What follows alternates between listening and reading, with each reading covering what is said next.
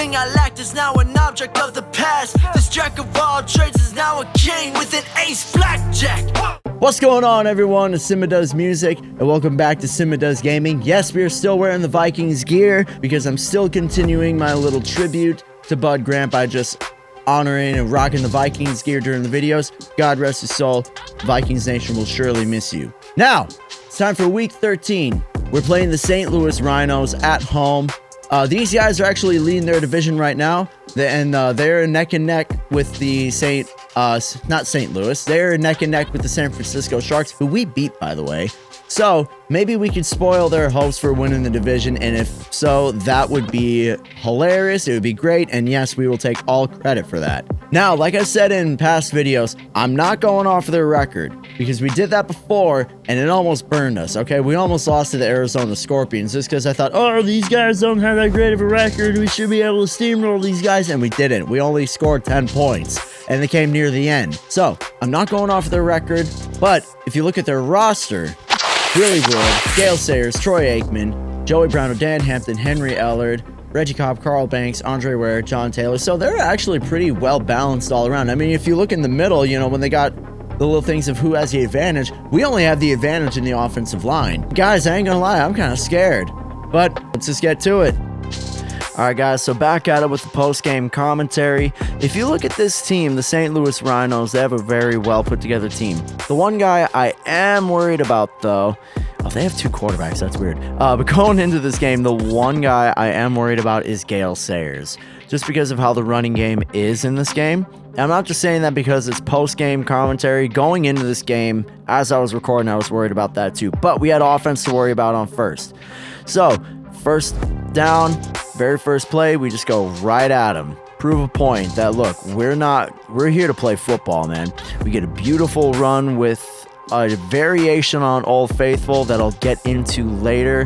Hit him with the screen pass because we love to do that on our first drives, and it works very well. So everything is going pretty smoothly, and then that whole execution of our drive is capped off with a beautiful run by OJ. So after that, we're thinking, man, we're about to skate through this game, especially it would have been even better if Charlie Waters came up with the interception. Left that in there to show you guys that I made the same adjustment that I made last week, where I moved Brad Allen to the number 1 cornerback on our team to give him more chances to get interceptions because he is a baller. Now, here I even saw that the receiver's foot was out of bounds, so I went ahead and challenged it. And seriously, if you guys haven't seen like what's available for challenging in this game, it's so cool. It's not like other football games where you just say, I want to challenge the play, and it's like, okay, well, challenge. No, in this game, you can actually, and all the other 2K games are like that. Eugene Robinson with another drop pick. I swear our safeties cannot catch balls. I guess that's why they play defense, am I right? But no, you can challenge specific things. So like when you go to challenge a play, there'll be a list that'll basically ask you, okay, well, what do you want to challenge for this game? It's really cool, and it's really in-depth. But yeah, anyway, so we get back on offense. We get in kind of a hole, and we try to run out of it, but we don't get it. And on 3rd and 11, Ahana almost with a really nice catch to pick up a first down, but as he gets hit, he drops it. You hate to see it, so we punt back. Dan Saliamu is right there. He's not biting on the draw play. They hand off to Sayers here, and he breaks one tackle, and then that's really all he needs. He ends up breaking another one, and then there's no one there to help to make the stop. So just like that, we give up an 85-yard touchdown, and just like that, the game is tied. Now, normally I don't leave kickoffs in here, but I just want to I wanted to keep this in here because we actually got a pretty good return, and I've been hard on Demetrius Doris so far, and trust me, it gets worse. Just small spoiler alert. But I want to leave that in there just so he could get his little bit of shine. But that's the end of the first quarter. Game is tied up. Start of the second, we run something a little different, but it's a play that we have run quite a bit. It's that little rollout out of shotgun to set us up with 3rd and 2. Run a little trap play that I honestly, with our offensive line, I should be running more. It's just tricky to run against a 3-4 defense, which is what the Rhinos run, which leads to this big change that I made with our team. Also very dangerous pass here. But one change I made was, and we get them to jump off sides, jug to the end zone, Alvin Harper running across the safety's face, and we get the touchdown there. So Len Dawson gets a nice little passing touchdown. But yeah, let me get into this after I mentioned that we got a signal stealer. Hey guys, we got a signal stealer. Okay, now that that's over, one change I made, you'll see it when we get back on offense, is I ran Old Faithful just out of a different formation, because weak stretch is in a lot of formations in this game. I ran it out of pair slot instead of doubles, and for whatever reason, when you're going against a 3-4 defense, it lines up so much better when you run it out of pair slot as opposed to doubles. I don't know what it is, but for some reason that kind of negates the advantages of the 3-4 defense. And not to mention, with pair slot, you have 2 receivers on the left, and they're doing kind of zone blocking, so that one of them almost, and that made me so mad.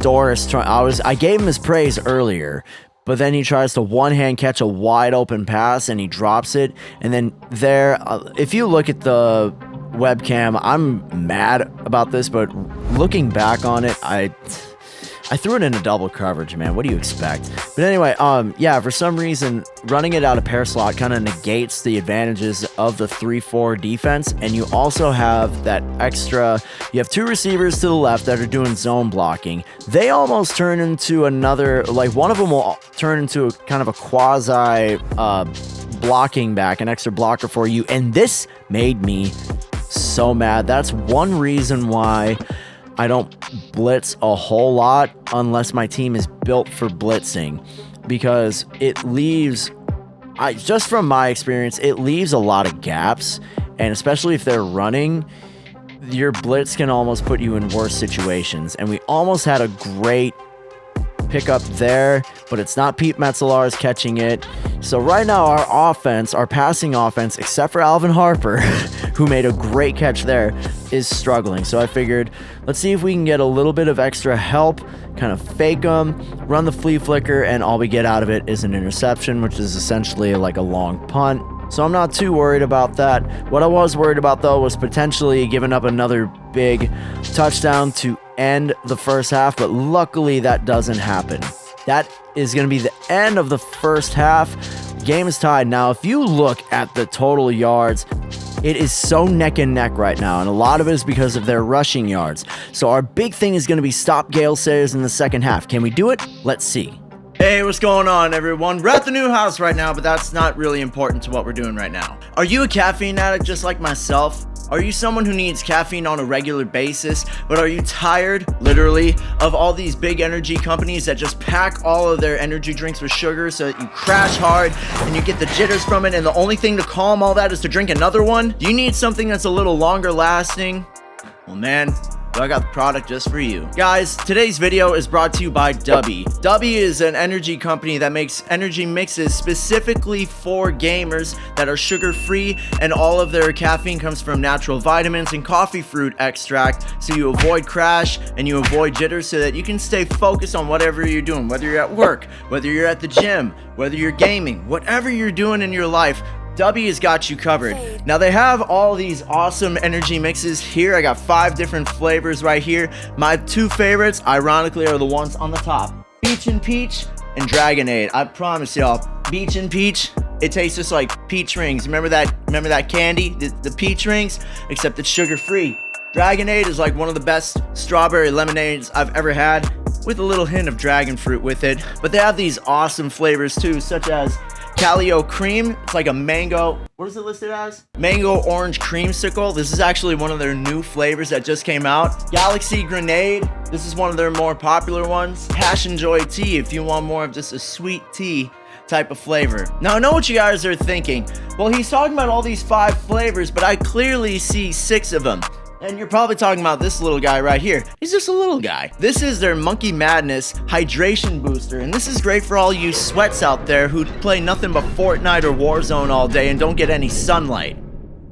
It's also really good for someone like me who's very active and takes hydration very seriously. If you guys use the link in the description, I highly recommend getting one of their starter kits just to try it out. You'll get one of these shaker bottles. I actually took the little shaker thing out so that it wouldn't rattle all around while I'm telling you guys about how awesome Dubby is. They'll give you one of these bottles, and then they'll give you 2 singular packets of one of their flavors each, so that you can try out a couple different flavors. That's actually how I got Beach and Peach and Dragonade to begin with. So it's a great way to just try out something to see if you like it or not, and odds are you probably will, because these flavors are delicious and it does have a lot of long-lasting energy. Now, if you're also someone who not only likes product but likes to support a company by merch, I highly recommend checking out Dubby's merch line, because they have a lot of t-shirts, flags, and hats, everything, especially for their new War on Big Energy line. If you want to join the Dubby Army today, I highly recommend checking out their War on Big Energy line, because just like me, and probably you too, they're tired of all these big energy companies and they want to put an end to it. They want to have good, long, sustainable energy mixes become the norm instead of those ones you get at gas stations a lot. Once again, use the link in the description and check out Dubby today. Use promo code CDG10 at checkout to get 10% off of your order. Thank you once again to Dubby for sponsoring the channel and sponsoring the video. And now, back to the video. So like I said before the ad, our big goal is stop Gale Sayers, and we get a nice little start to that on the very first play of the second half. If they have to pass, I'm not worried about that. I almost got the user interception there, but they're so hard to get in this game. You have to time it out perfectly, especially on the higher difficulties. We get the sack on 3rd down, which that is really like probably our biggest strength is our defensive line, at least on defense it is. So there you kind of saw what I was talking about, how you have 2 receivers on the left running or doing zone blocking, and one of them ends up kind of turning into a quasi lead blocker. So it helps a lot, especially in this game. OJ gets some really nice yards because that one extra blocker is there to pick up an extra block. And I mistimed the snap. I almost got them to jump off sides, but I got too excited, I guess, question mark, and I didn't time it out perfectly. But what did work perfectly was this little pass to OJ Simpson, and I tried to dive into the end zone like Michael Jordan from the free throw line style, but he just stopped dead in his tracks. So we just hand it off to OJ, give him an extra rushing touchdown, because why not? So now you can see our defense is really trying to get there and kind of gain tackle on Gale Sayers, but their blocking lines up so well that Gale Sayers is kind of left with kind of one-on-one situations, and that is, at this point, that's a war I don't want to be in. But going into the 4th quarter, we have a 1 touchdown lead. There they kind of catch us napping. They beat our cover 2 with a nice little post that goes right under the safety's nose. And on 1st down, they hand off to Sayers again. I was worried that I was going to mess that up, but luckily there was someone right there, and they catch us with kind of a really nice zone play that sets up a big cutback lane. And they run a draw there. I didn't bite on it. I knew it was there the whole time. I just can't make a tackle. Speaking of, there's another tackle I couldn't make. But yeah, he is just having his way with our defense. He's doing whatever he wants, and it's heartbreaking. There I got caught in an animation, and I tried to come down and jump to get the interception, and then I followed up with doing just a horrible job going for the tackle. So now the game is tied once again, and Gale Sayers gets his 3rd rushing touchdown for the day. And as good as I say our defense is, the run defense got really exposed in this game. Is it because of just Gale Sayers being great? Yeah, kind of, but I mean, yeah, maybe that's what it is. Maybe that's what it is. But anyway, so late in the game, this is one thing I love about this team the most, is that happened pretty close to the 2-minute warning. So our goal was we knew we had such an easy time running the ball, so we figured let's let our offensive line and OJ Simpson lead us into field goal range, and at the same time, let's take time off of this clock. I love this because I didn't want to go into the end zone. I wanted to take time off, so I hit X to just go down, and OJ ended up doing like a complete dolphin dive. It was great. But it ended up causing St. Louis to use all their timeouts, and they left us with some time. So if we wanted to get something, you know, we still had timeouts to use. We didn't get anything, but it didn't matter because once we got to 3 seconds, I called the second timeout to send the field goal unit out, and snap spot, kick up, and it's good as time expires. That was as professional of a win as we could have gotten. When we had to be clutch, our team executed so well, and there's the final stats. Still pretty close in total yards. We actually got outrushed. All right, man, so that's gonna do it for this video. What a game, man. That was fun. That was fun to play in. As frustrating as it got, to be in a close game like that, man, you love it. Even if it gets your heart racing a little bit, you love it. I did check the stats. OJ is still leading the league. I can't remember if he was number 2 last week. Now he's number 1 by a little under 100 rushing yards. So we got to keep that up. Next, we play the Minneapolis Werewolves. We're coming for redemption because we tied against these guys last time. The problem is we are away in Minneapolis where it gets really, really loud. So we'll have to see, man. Also, let's check the standings real quick, see if we clinch the play. All right, let's go. We did it, guys. We did it. We clinched our division title. So now none of these games really matter after that, but we're here to prove a point. The Legends also clinched their division title because of us beating the Rhinos. The Sharks now lead the division. Let's see if anybody else. Okay, so the Cyclones are still fighting for their division title. Jeez, I feel like maybe one more win and they'll have it. But we did it, guys. We got our playoff spot. We clinched the division title. Now it's just about bragging rights because we got 2 more games against our division. If you guys are excited to see us go into Minneapolis and play the Werewolves and see if we can come out with a win instead of another tie, which actually you guys should go check that video out. Even though it ended in a tie, it was a very exciting game, even though I just spoiled it for you. Whatever. If you guys are excited to see the next episode, make sure you guys subscribe and turn on post notifications. If you liked the video, let me know by leaving a like. Comment down below what your favorite moment was. Also, if you have any ideas for future videos, future teams, let me know in the comment section down below. And also, while you're at it, I forgot to mention this in the last video, check the link in the description. There's a playlist for all the previous episodes you've seen. You can also find links to my other channel where I do more music stuff because my name is CYMBA Does Music after all. I do things with music. I do plan to be posting there pretty soon too, posting more videos. And also check out my website, CYMBADoesMusic.com, where you can check out all the music I've released, including my song that you hear in the intro called Cursed. You can find all that stuff. It doesn't matter what platform you listen to. I got links for all you guys. Doesn't matter if it's Apple Music, Spotify, Tidal, Deezer, whatever it is. There's links for that. So, until next time, you guys, I'm CYMBA Does Music, and I'll see you guys later.